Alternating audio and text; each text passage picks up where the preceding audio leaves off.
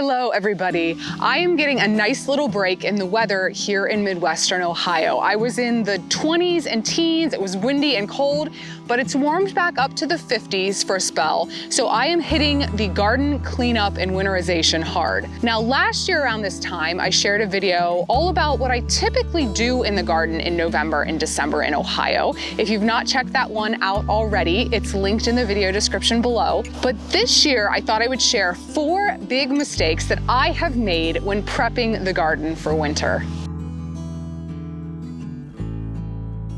Mistake number 1 is cleaning up too much or too soon.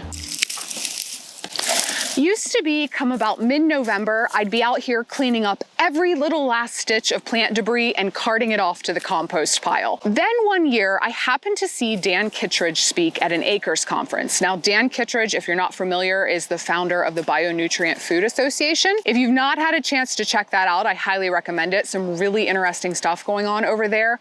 But he happened to mention at the time that he never removes any plant debris or residue or anything from his gardens at the end of the season, even plants that are diseased. He also mentioned that if plants are infested with insects or diseases, they're not fit for human consumption. But I digress. I could go down a whole nother little rabbit hole there. But that idea of not removing plants at the end of the season really stuck with me. And slowly but surely, I started to leave more and more in the garden at the end of each year.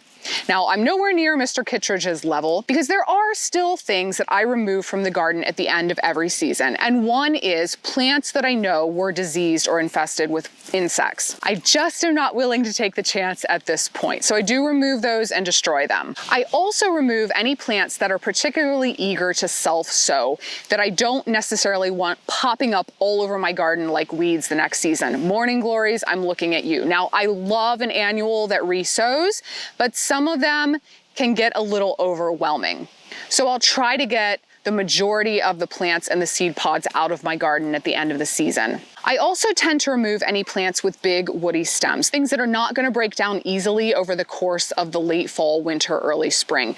And those are things like corn stalks, the stems of sunflowers, peppers can get that way, even sometimes basil. And I will get those out of the garden and put them in the compost pile. Now, what I don't do is yank those plants out by the roots. I have found that cutting plants off at the base and leaving the roots in the soil to be very, very beneficial for my garden. Particularly beneficial for my heavy soil because as those roots rot away in the soil, they're going to open up chambers for air and water to move through. They're also going to encourage the presence of certain soil microbes and earthworms, which I definitely want happening in my soil. Now, what I don't bother removing is anything with tender, fleshy foliage. Things that are easily just going to rot down over the winter. So all of this calendula foliage, I will just leave in place. This will rot down, mix in with the soil. It also provides a nice mulch for the time being. I love to just leave my nasturtium foliage out here or any of my tender leafy greens that I don't get eaten. And for things that are a little bit tougher, like this borage, I'll just come along and chop this up and throw it back on the soil surface as mulch.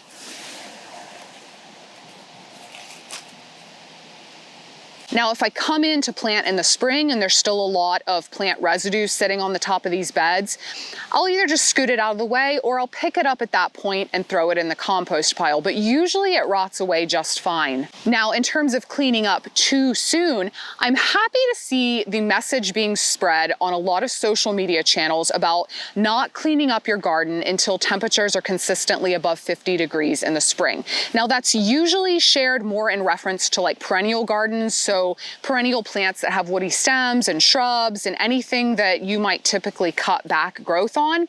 And the idea here being that a lot of beneficial garden critters, so some insects and things like toads, may be hibernating or overwintering in the stems and the leaf and plant debris that remains in your garden. This is true of a vegetable garden as well. But do keep in mind that while nice, wonderful little critters like praying mantises and toads might be living in all of this plant matter and leaf litter in the garden, not so beneficial guys can be living there too. So just a word of warning, I would be aware of the insect problems that you have. For me, asparagus beetles are always a big one. And for certain pests like that, you might actually want to consider getting rid of your plant matter. For asparagus beetles in particular, they will overwinter in the hollow stems of asparagus and plant debris that's surrounding the plants. So I like to go in anytime after the first couple of hard frosts up until right before that spring weather starts to warm up, gather all that up and destroy it. A lot of times I will burn it. I just want to get rid of any populations of asparagus beetles that are overwintering there. Mistake number 2 is not letting the chickens help me with garden cleanup. I am embarrassed to admit how many years I kept chickens before I started harnessing their super garden cleanup powers in my garden in the fall. I think some of my hesitation came from seeing just how destructive they can be when getting into the garden at the wrong time of year. They are masters at shredding up plants, digging up roots, and throwing soil and mulch everywhere. But when applied to the right situations, I can use those skills for good and not evil. Now, if I've got areas that need cleaned up, I either rely on temporary chicken fencing to keep my ladies enclosed in the area that actually needs cleaned up, or an even easier method, I just wheel them into the spot where I need work done. Now, considering that half of my flock is about half feral, it can be somewhat of a challenge to get them to cooperate with me and get them all moved into an area that's fenced off for them to work on. The other challenge is that half of them are capable of flying over a fence that isn't higher than 4 feet tall. So I have found that I actually prefer using the 𝐎𝐦𝐥𝐿𝐴. Now this little all-in-one system has the coop, the nesting box, the enclosure, their food and water, all in one spot, and I can easily wheel this around to anywhere in my garden. I typically will keep about 4 hens in here and move them from spot to do my cleanup for me. Right now, we've got just Poulet in here, and Poulet is a rescue. Some folks found her on their porch and they could not find her owners. So she came to live with us, and she's staying in the igloo until the rest of the flock get used to her. So Poulet is on cleanup duty by herself right now, but she does a great job. And every afternoon I can wheel her back into the main chicken yard so she can be around the other members of the flock. Now I just use my igloo on the areas outside of my garden fence. Sadly, my fencing was constructed before we got the igloo, so I don't have an opening large enough to move this thing inside the garden. But if I did, this would be great for just moving up and down my garden rows and letting the birds clean up that way. As it is, they just do the cleanup outside and around my garden, which works really well. And second to the portability, my favorite thing about this coop is that this run is all enclosed. And as I've mentioned before, hawks are our biggest threat to our chickens out here. And this way I can have them out in the open working on the garden without fear that they're gonna get attacked by a hawk. Now, if you are interested in your own 𝐎𝐿𝐴 igloo coop, be sure to click on the link in the video description below and use my code Jenna10 for 10% off your order at 𝐎𝐿𝐴. Mistake number 3 was a big one for me, and that was not using leaves correctly in the garden. Now, the first garden I had at this house, I got way too excited about the overabundance of leaves I had at my disposal. Unfortunately, I had no idea what I was doing, as I'd not really used leaves on the garden before, and my boyfriend, now husband, kindly gathered up all the leaves and dumped them in a great big pile for me to use on my garden. I blissfully dumped several feet of unchopped leaves on top of my garden beds, and there they sat all through the very wet winter into the next very wet spring. And come the time I wanted to plant my garden, I was faced with a sopping, wet, matted mass of leaves. They were so thick, I had to peel them back in an attempt to let the soil underneath dry out. And even then, I had so many I didn't really have any place to go with them. Now, underneath all of those leaves was a rotten, putrid, anaerobic mess of super saturated soil that wasn't getting any air, couldn't breathe, and couldn't drain. By midsummer, with still no garden planted, we ended up tilling all of those leaves into the soil. And for 2 years after, my garden suffered. A soil test came back showing me that my soil was depleted of nitrogen, and in hindsight, it is no wonder. The decomposition of leaves, especially a large amount of leaves tilled into the soil, can tie up nitrogen because the microbes which help to break down those leaves typically utilize soil nitrogen and can compete directly with your plants for that nitrogen. Eventually, they'll release it back into the soil, but this can take some time, up to 2 years in my case. So now I have changed my approach. Thankfully, my husband has a mower bagger that he runs over all of our fallen leaves and chops them up relatively finely. These sit in a pile at the edge of our property, and as I need them, I can use them in the garden. Chopping these leaves up versus using them whole helps to hasten that breakdown, and I don't layer them on nearly as thick. Typically, when I'm mulching beds in the fall, I'll use 2 to 4 inches of leaf mulch.